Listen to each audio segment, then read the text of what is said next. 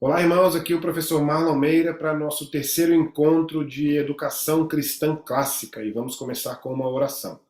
Obrigado, Senhor, porque estamos mais uma vez nos reunindo aqui, apesar de ser num vídeo, para que a gente aprenda sobre o que é Educação Cristã Clássica e como que o Senhor deseja que a gente coloque em prática as opções que estão disponíveis para nós, para que a gente seja consciente de que uma educação deve ser uma formação para a eternidade. Peço em nome de Jesus que o Senhor nos abençoe e nos dê um tempo de aprendizado e que a gente utilize esse aprendizado para glorificar o Senhor. Em nome de Jesus, amém. Muito bem, irmãos, é o seguinte. Na aula passada, o que nós fizemos foi definir as palavras educação cristã e a palavra clássica, né, dentro desse conceito. Falamos sobre o que é formação comparado a apenas ensino como meio, né, para algum fim. Falamos em formação como um fim para a eternidade. Falamos da diferença entre o conceito de educação clássica e educação moderna, no sentido de que moderno é a educação que foi criada, as pedagogias criadas a partir da modernidade. Falamos sobre os três estágios, as três etapas do Trivium. Falamos também sobre o Trivium como sendo falamos do Trivium como sendo um reflexo da Trindade, da forma como a Trindade escolheu se relacionar com o seu povo ao longo da história da criação. E falamos também, falamos não, e aí deixamos para essa aula de hoje, que é a terceira aula de uma introdução à introdução, na verdade. O curso todo é uma introdução, mas essas três aulas são uma introdução a esse curso. Vamos falar hoje sobre as grandes ideias, os grandes livros e a grande conversa. Essa aula, perdão, essa aula, ou esses três conceitos, eles são, isso aqui ainda é da aula passada, né? Esses três conceitos, eles são conceitos que são, eles interpolam, vamos dizer assim, né? As grandes ideias que são colocadas, as grandes ideias apresentadas nos grandes livros que são parte de uma grande conversa. Certo? Talvez se fosse esse. Eu posso colocar essa frase aqui. Essa frase aqui dá a ideia de que as três coisas, as grandes ideias, os grandes livros e a grande conversa estão dentro de de uma mesma ideia, vamos dizer assim, né? Vamos começar assim, quer ver? Normalmente os grandes, eu vou fazer o seguinte, quer ver? Vamos pegar aqui esse livro aqui. Esse livro aqui é As Confissões de Santo Agostinho, certo? Agostinho de Hipona. Esse livro foi escrito, o Santo Agostinho, ele vive, vou pegar a data exata aqui, deixa eu pegar a data exata do Santo Agostinho aqui, e eu quero começar exemplificando por esse livro aqui, eu vou dizer por que eu peguei esse livro aqui, tá? Poderia ter sido um outro qualquer aqui do lado, poderia ser o do Dante aqui, poderia ser, por exemplo, o Convívio do Dante, tá? Do Dante Alighieri. Mas eu vou explicar por que eu peguei esse aqui especificamente. Onde é que está aqui?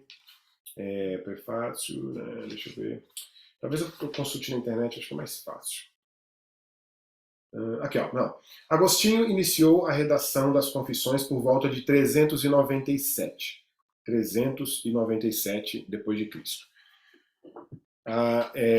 1397 daria 1000 anos, 1400, 1500, 1600, 1700, 1800, 1900, 1937 daria 1600 anos, e daqui a poucos anos a gente completa 1700 anos que esse livro aqui foi escrito. Só que eu peguei esse aqui de propósito porque essa edição que está aqui na minha mão é uma edição da Companhia das Letras, da Pinguim Companhia das Letras. Essa edição aqui, ela foi publicada agora, há poucos anos atrás. Quer ver? Ela foi publicada agora em 2017, certo? Eu vou fazer uma 2017, qual foi o ano mesmo? 397. Não, eu confundi aqui agora há pouco, mas um número, mas não tem problema não. 397. 397. Vou dar uma conta bem precisa aqui, ó. 1620. E essa edição aqui, que está em minha mão, foi publicada, é uma republicação, obviamente, né? É uma tradução de 1620 anos depois que o Agostinho começou a escrever esse livro. Por que que 1620 anos depois a gente ainda está mandando imprimir livros, esse livro aqui? Essa é a pergunta importante. Em outras palavras, por que que há outros livros que hoje, no ano de 2022, a gente não manda imprimir mais? Um dos motivos disso é que algumas obras, alguns livros, são perenes. Em que sentido? São perenes não porque o autor era muito famoso, até porque não são todos os livros do Agostinho que são publicados hoje em dia, frequentemente. Às vezes se publica lá uma obra completa, né? Mas não são todos que são publicados. Não por isso, não por causa do autor em si, mas porque o livro traz, aí que vem a questão da ideia de grandes livros com grandes ideias. O livro traz ideias que são perenes. E essa que é a questão. Um clássico pode ser julgado também a partir de uma perspectiva bíblica, se você, por exemplo, encontrar, isso é inclusive um trabalho que eu pretendo fazer, vou te dar aqui um spoiler aqui de um trabalho que eu ainda pretendo fazer. Juntar um grupo de historiadores, de pesquisadores e selecionar textos ao longo da história que são textos cujas ideias são ideias bíblicas, essencialmente bíblicas. Obviamente que a maioria desses textos será de autores cristãos ao longo da história do cristianismo, mas não necessariamente, porque, por exemplo, a gente vai ter autores que não são, pelo menos não são necessariamente cristãos, no sentido de que eles escrevem algum título, algum texto, e que esse texto fica perene porque as suas ideias naquele texto são ideias perenes, né? Então eu estou colocando aqui um exemplo de como que a gente julga, o que a gente considera como grandes livros, as grandes ideias. E agora, por que a grande conversa usando o mesmo livro do Agostinho? Eu vou dar um exemplo bem interessante. Vou pegar esse do Dante aqui, apesar de eu não ter. Deixa eu ver se eu consigo encontrar um outro aqui que me daria. Tem um outro aqui.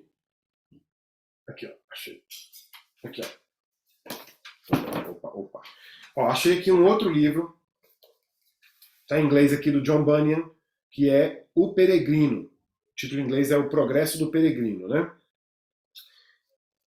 Em que sentido?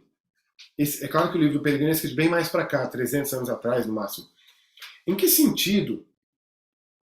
Esse é um clássico que está sendo publicado até hoje, esse é um clássico que está sendo publicado até hoje. Em que sentido esse livro aqui tem a ver com esse? Vamos pensar assim, se o John Bunyan não tivesse lido as Confissões do Santo Agostinho, ele não teria escrito esse livro aqui da mesma forma que escreveu. Em outras palavras, há aspectos desse livro, aspectos dessa obra ficcional, que só existem nesse livro pelo fato do John Bunyan ter lido as Confissões do Santo Agostinho. Nesse sentido, você pode dizer que esses dois livros estão, vou até colocar isso aqui na frente, que esses dois livros estão conversando entre si. E eu coloquei o do John Bunyan na frente para dar aquela ideia de que o John Bunyan, quando escreve o Peregrino, ele está olhando para trás nos seus ombros e vendo a tradição que foi escrita antes dele. E com certeza absoluta, o John Bunyan teve edições das Confissões impressas e distribuídas e acessíveis na época que ele escreveu O Peregrino, certo? Então, nesse sentido aqui, eu te apresentei um exemplo do que significam as grandes ideias, as ideias perenes do Agostinho que constam aqui no seu livro, nas Confissões, certo? As ideias perenes, e eu sempre trago para o lado espiritual e para o lado bíblico as ideias bíblicas também, do Agostinho aqui, que são retomadas pelo John Bunyan em alguma medida no seu livro, pelo menos 1000 anos depois, mais de 1000 anos depois, bem mais de 1000 anos depois, certo? Do John Bunyan. E as ideias perenes, portanto, a conversa que acontece entre os dois autores, quer dizer, entre os dois não, na verdade É o John Bunyan conversando com o Santo Agostinho, ouvindo o Santo Agostinho, bem, falando com o Santo Agostinho também, mas é claro que o Santo Agostinho não poderia ter lido, não poderia ler o livro do Bunyan, né? Mas enfim, a ideia e aí isso redundando em livros, e os seus dois livros ficando perenes para a eternidade, como tem ficado pelo menos até agora. Então, essa maneira que eu apresentei para você aqui agora é uma maneira de definir um clássico. Mas um clássico está diretamente ligado a algumas grandes ideias, e necessariamente um clássico estará ligado a uma grande conversa. Inclusive, por exemplo, eu vou pegar um livro aqui para você dar uma olhada, que é o livro que começou tudo, vamos dizer assim. Às vezes eu não concordo muito com essa expressão, mas é uma expressão muito usada. O livro que começou tudo. O livro a partir do qual tudo começou, que é a Ilíada, do Homero. Esse livro, ele é um poema escrito pelo Homero no século IX, talvez 8 antes de Cristo, ou seja, cerca de 800 anos antes de Cristo. É um poema cantado, não foi escrito à mão, foi cantado como memorizado e cantado para, né, as plateias que iam copiando e replicando e dizendo, né, que o autor era o Homero. É claro que ele escreve as duas obras, né, que são ele escreve a Ilíada e a Odisseia. A Ilíada é a história da guerra de Troia, e a Odisseia é a história da volta para a casa do Odisseu. Mas enfim, o que eu quero dizer é que esses livros aqui também conversam com esses livros aqui, porque esses dois autores aqui também leram esse autor. O, o, o, o Dante, que eu usei o Dante agora há pouco, ele também leu as Confissões. Ele não, bom, lógico que ele não leu o Peregrino porque foi escrito depois, mas ele leu as Confissões, certo? E ele leu também a Odisseia e a Ilíada. Então não há como, é incontestável que as grandes obras que vão sendo produzidas, número um, elas têm grandes ideias perenes. A perenidade aqui é fundamental. Número dois, elas estão conversando com autores que vieram antes, cujas ideias também são perenes. E número três, essas ideias perenes dos autores anteriores estão registradas em livros, e esses livros passam, portanto, a ser chamados de grandes livros. E aí você pode me perguntar assim, bem, ótimo, gostei da ideia e até fiquei com vontade de ler esses grandes livros. O que eu devo fazer? Uma das coisas que você deve fazer, eu tenho um curso chamado O que Ler para Compreender o Nosso Tempo. É um curso que fala sobre o cânon do Ocidente, que é um outro conceito dentro da educação cristã clássica, que significa dizer que houve livros ao longo da história, alguns livros também quer ver, eu vou dar um exemplo de um aqui. É que há pouco tempo atrás eu mudei aqui os meus livros, eu não coloquei em nenhuma ordem, para depois colocar, e até hoje eu não coloquei. Mas eu queria achar um livro aqui, que é a Epopeia de Gilgamesh. Só para dizer para vocês que esse cânon, ele não se trata, ele não precisa ser apenas um cânon do Ocidente, que ele também pode ser um cânon do pensamento ocidental, mas obviamente baseado no Oriente. Até porque, obviamente, um dos livros do cânon do Ocidente, que é sem dúvida nenhuma a Bíblia, sem dúvida nenhuma a Palavra de Deus, é um dos textos clássicos né, pelos mesmos motivos. É uma conversa com autores anteriores, no caso específico, que é uma conversa com o próprio autor da Palavra de Deus, que é o próprio Deus, e com as demais figuras na história do relacionamento de Deus com o seu povo ao longo dos anos, dos séculos. É também um texto cujas ideias todas, aí no caso aqui especificamente todas, porque são todas de Deus, são perenes e obviamente essenciais para a vida humana, e obviamente é um texto com o qual outras pessoas conversam. É óbvio, é indiscutível que o Dante, que o Agostinho, que o Bunyan, todos eles escrevem do jeito que escrevem, porque tem a Bíblia como leitura também. Não vou achar aqui mais, porque não vou ficar procurando não. Mas há um livro aqui, enfim, há textos como, por exemplo, a Epopeia de Gilgamesh, há, por exemplo, o Código de Hammurabi, né, que são textos orientais que também servem como base para essa grande conversa e para esse grande e para essas grandes ideias e assim por diante. Ideias perenes, conversas perenes e assim por diante. Quero mencionar aqui agora também uma outra coisa que está nesse livro aqui, ó.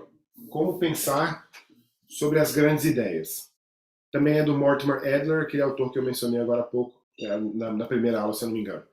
Esse livro é interessante porque ele é um resultado de uma pesquisa. É o resultado de uma pesquisa de alguns filósofos americanos que se reuniram durante alguns anos para ler esses clássicos, para encontrar quais eram esses clássicos, para tentar estabelecer uma lista desses clássicos, um cânon, vamos dizer assim. Existem alguns cânons, tá certo? Eu vou te dizer depois qual é o cânon que eu mais gosto e por quê. Isso está tudo lá no meu curso também, O que Ler para Compreender o Nosso Tempo.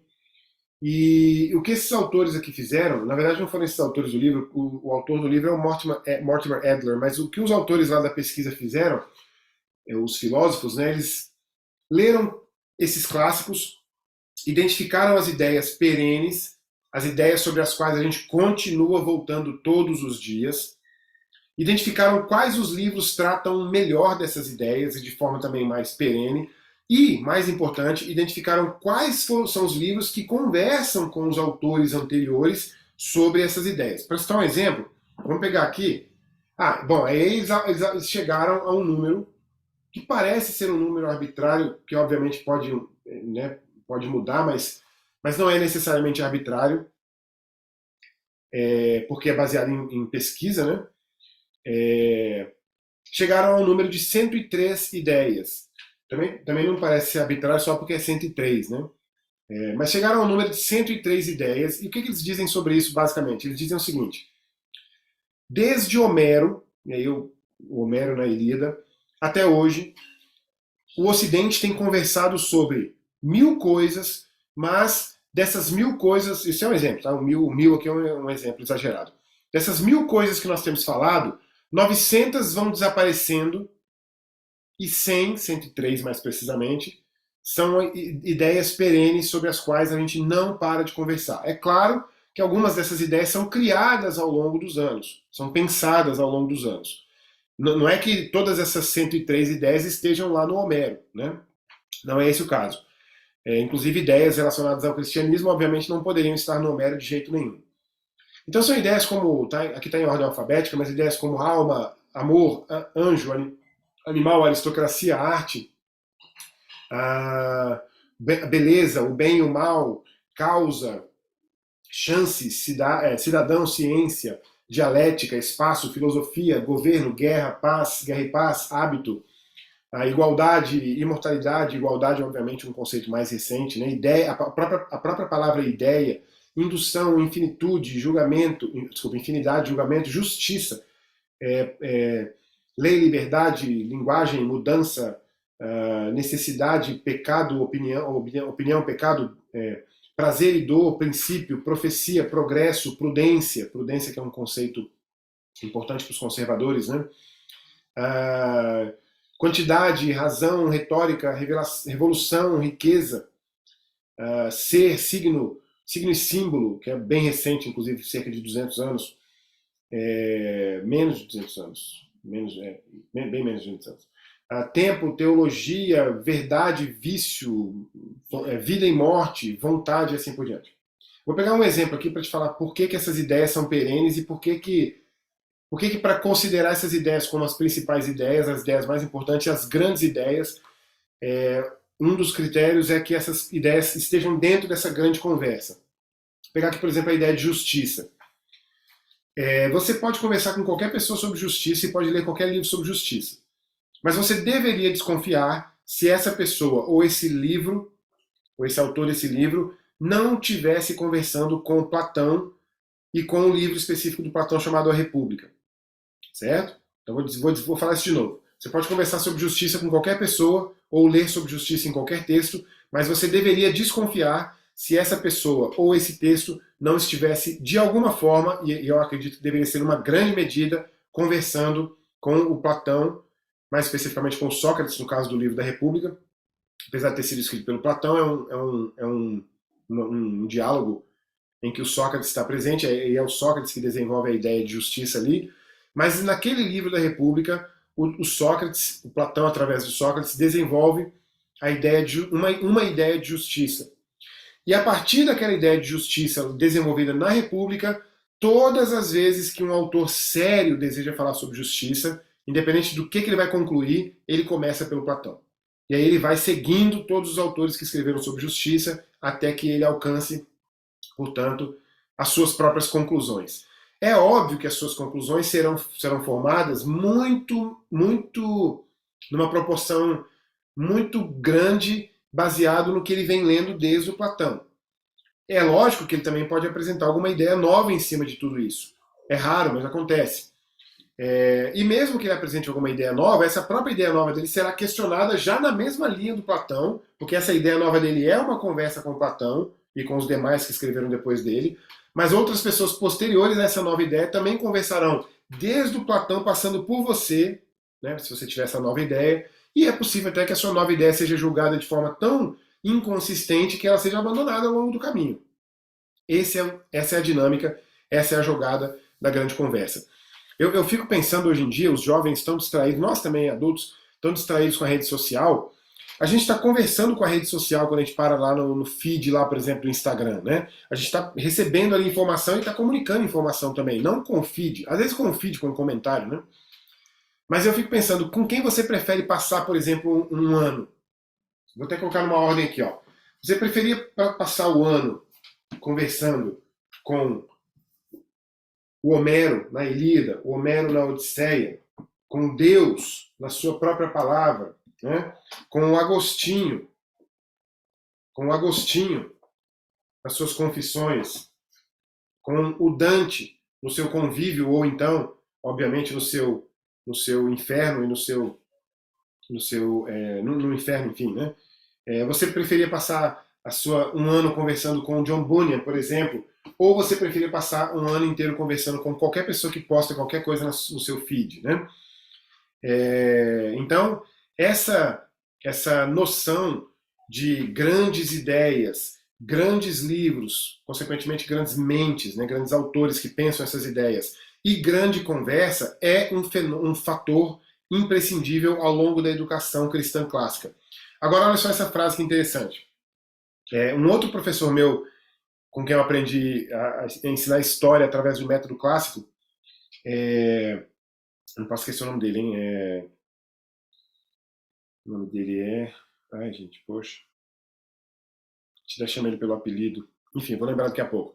Ele diz o seguinte: toda verdade é a verdade de Deus. E qualquer texto, por exemplo, vou pegar aqui, posso pegar aqui a própria Ilíada. O Homero, que não era cristão, qualquer aspecto da verdade que foi encontrado no livro do Homero será a verdade de Deus. Por que isso? Porque a verdade é a declaração, é o relato sobre uma realidade cujas características desse relato, cujos detalhes, cujas características desse próprio relato cujas características coincidem com características da realidade. Eu sempre digo isso quando eu mostro, por exemplo, um par de óculos como esse, e se eu estiver dizendo que isso aqui é uma caneta que escreve com a tinta azul, caneta que escreve com tinta azul, não tem absolutamente nada a ver com esse objeto, com essa realidade que está na minha mão. Então, se eu pego esse objeto, caneta, que escreve com tinta azul, esse objeto é uma caneta, na realidade desse objeto ele é uma caneta, ele escreve e ele escreve com tinta azul, então eu disse a verdade sobre esse objeto, sobre essa realidade. Se eu disser que isso aqui é um óculos com duas lentes e duas pernas e uma armação, eu também estou dizendo a verdade, porque coincide com características da própria realidade. O Homero, quando falava sobre a realidade e falava com discurso cujas características combinavam de fato com a realidade, ele também estava dizendo a verdade. E a gente aprende a verdade através de outros textos. Mas o objetivo, sabe qual que é? O objetivo não é encontrar verdade em outras pessoas. O objetivo é encontrar como Deus, é entender como Deus revela a verdade para pessoas que às vezes não são cristãs. A Bíblia tem exemplos de ocasiões em que Deus utiliza pessoas que não são cristãs, que não são chamadas por Ele, mas para realizar a obra dele. E a obra dele é dizer a verdade. Jesus Cristo disse: eu sou a verdade. Então, se a obra de Deus é a própria verdade, então todas as vezes que a verdade é dita, essa verdade é uma verdade de Deus. O que nós estamos fazendo com a leitura dos clássicos no Trivium e na educação cristã clássica não não é aquela ideia de todos os caminhos levam a Deus, todos os caminhos levam à verdade. É o contrário, é a partir de Deus. A verdade existe antes dos caminhos, obviamente.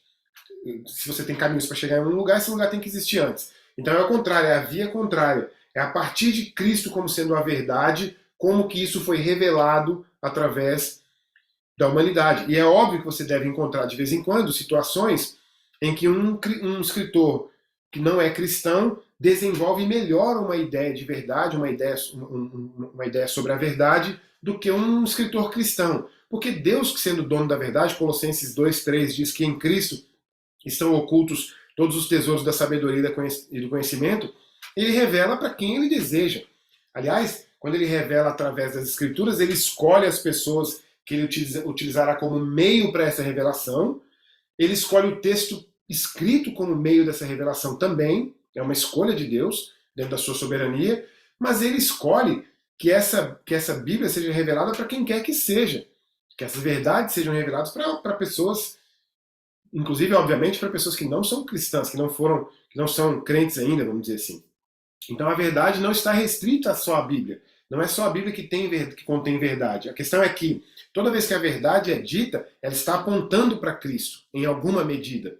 Nunca é na medida completa, é lógico. Nem a Bíblia aponta na medida completa, porque a Bíblia é uma porção da sabedoria e do conhecimento que está oculto em Cristo, também que ele decidiu revelar para nós. Nós teremos essa porção completa, a revelação completa na eternidade. Mas por enquanto, como Paulo diz, a gente só vê em parte, não é isso? Então essa é a ideia por trás das grandes obras, né, dos grandes textos, dos grandes autores, das grandes mentes, da grande conversa que eles travam entre si, que você também está convidado a entrar. Olha que coisa sensacional, né?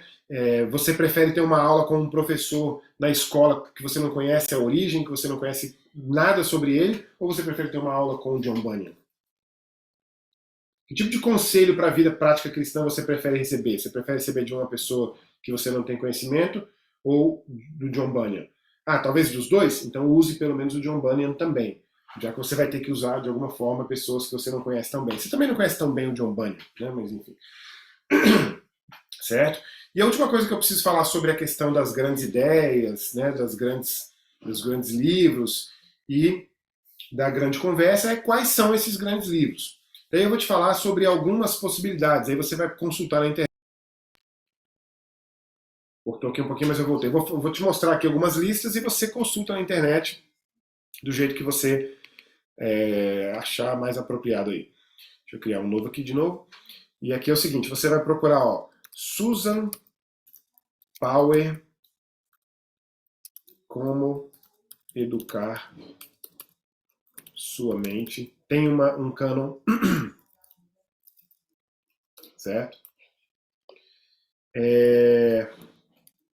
Mortimer Adler, esse livro aqui.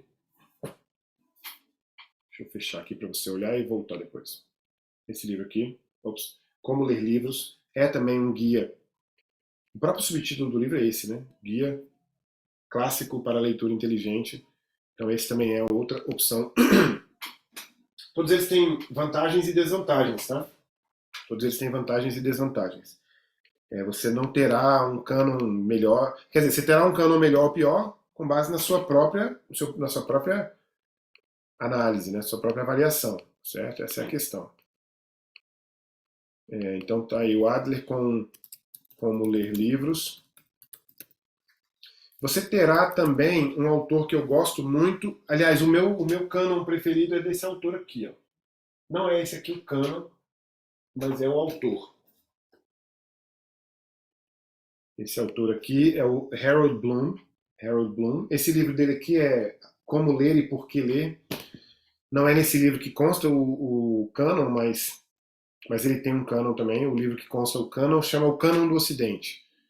Ele tem também esse livro, e esse livro é o meu cânon preferido, porque ele envolve alguns livros do Oriente também. Harold Bloom, O Cânon O cânone. Não sei se está em português esse livro não, viu? O cânone do Ocidente. Daí você vai ter também. Você vai ter também. Deixa eu lembrar qual é um outro aqui. Comunicar somente, como ler livros, o cânone do Ocidente.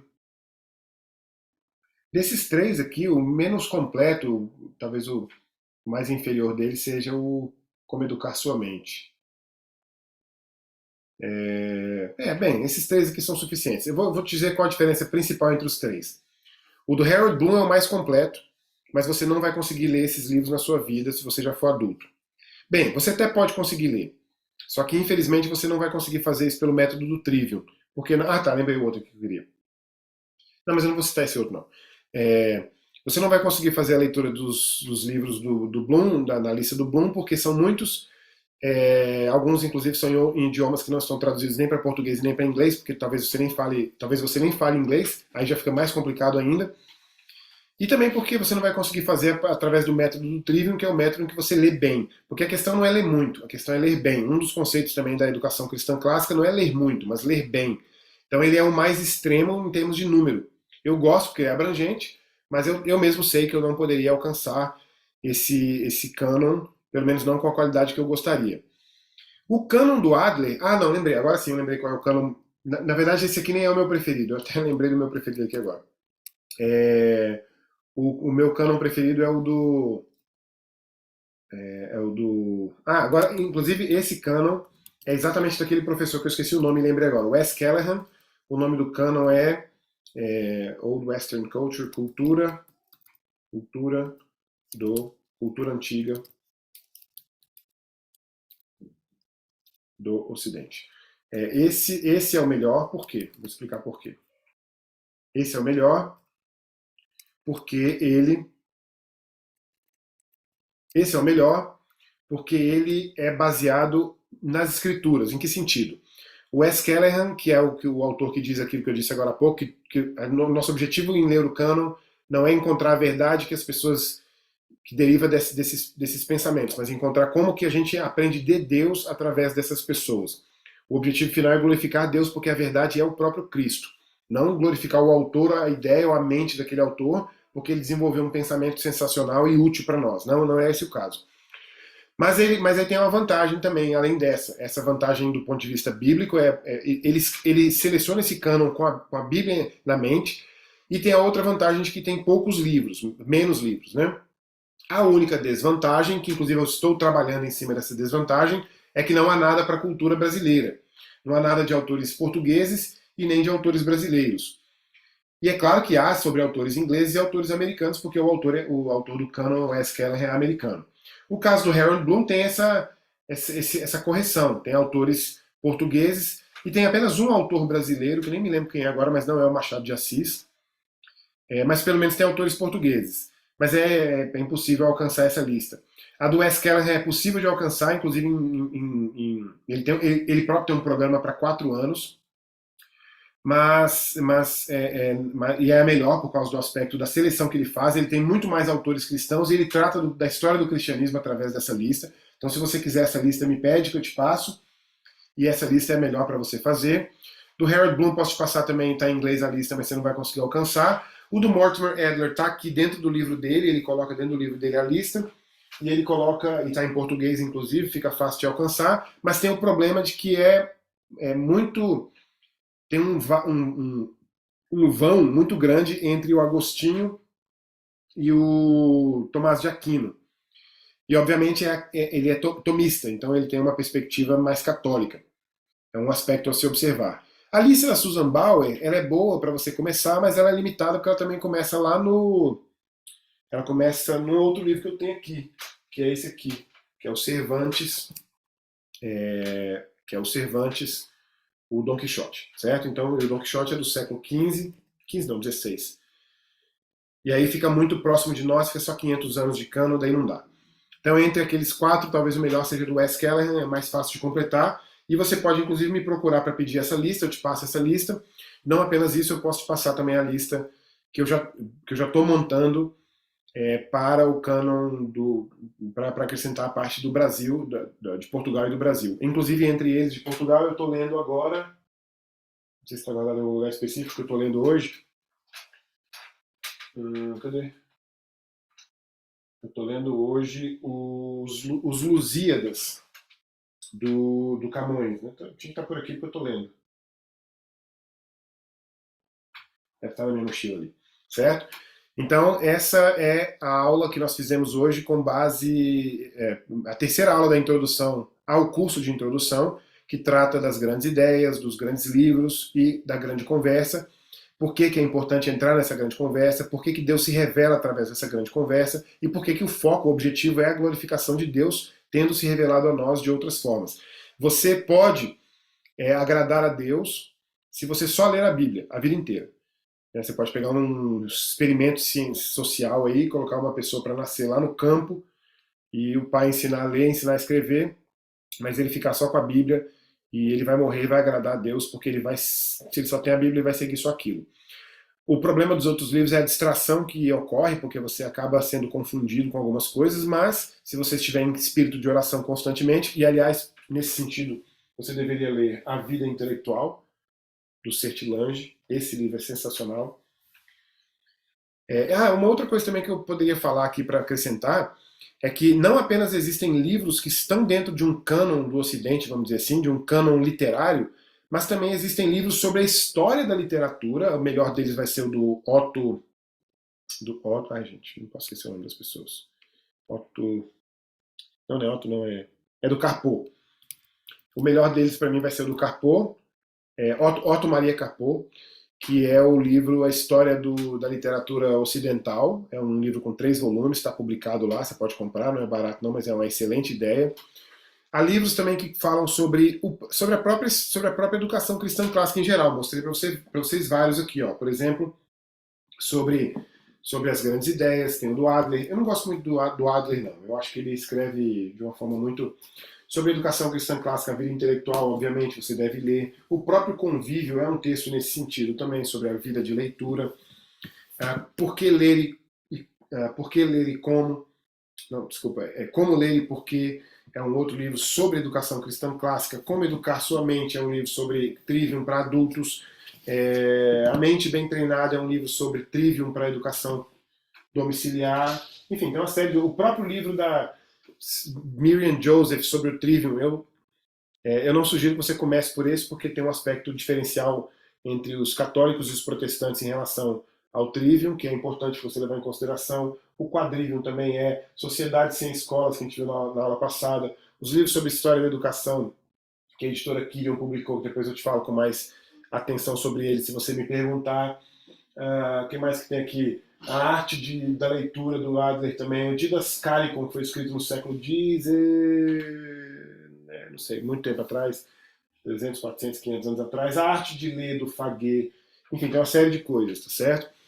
Hoje em dia você não tem mais justificativa para falar assim: eu não sei o que fazer sobre a educação, o meu objetivo é agradar a Deus, mas eu não sei o que fazer sobre a educação.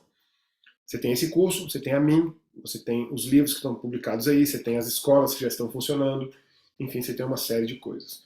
E eu espero que você tenha aprendido nessas 3 aulas. Agora sim eu te prometo que acabou a introdução da introdução, a introdução à introdução, e a partir da próxima aula a gente vai começar a aprofundar todos esses detalhes, de modo que você realmente aprenda o que é educação cristã clássica, para que serve, como funciona, qual é a vantagem, por que você deve fazer. Seja qual for a proporção, você deve fazer, tá certo? E é isso aí. Vamos orar? Obrigado, Senhor, porque mais uma aula se encerra agora, mais uma aula que é parte da introdução para esse curso, para essa oferta da introdução à educação cristã clássica. Obrigado por tantos recursos que nós temos e eu te peço que o Senhor nos dê cada dia mais a convicção, a certeza de que a gente está fazendo a coisa certa quando a gente coloca o Senhor como centro da adoração da nossa vida na educação. Como disse o Abraham Kuyper, não há nenhum centímetro quadrado desse universo que o Senhor olhe e não diga, é meu. E a educação também é do Senhor e nós precisamos, como crentes, continuar elaborando, concluir essa elaboração e colocar em prática uma educação que seja cristocêntrica. Essa é a palavra que nós precisamos levar em consideração. Esteja conosco durante o restante desse dia, receba o nosso culto que prestaremos em homenagem ao Senhor, porque somos adoradores do Senhor e queremos que o Senhor nos encontre como adoradores que adoram o Senhor em espírito e em verdade. Essa é a nossa oração, em nome de Jesus. Amém. Muito bem, irmãos, então essa foi a aula 3. Voltamos na semana que vem para a aula 4, Introdução à Educação Cristã Clássica.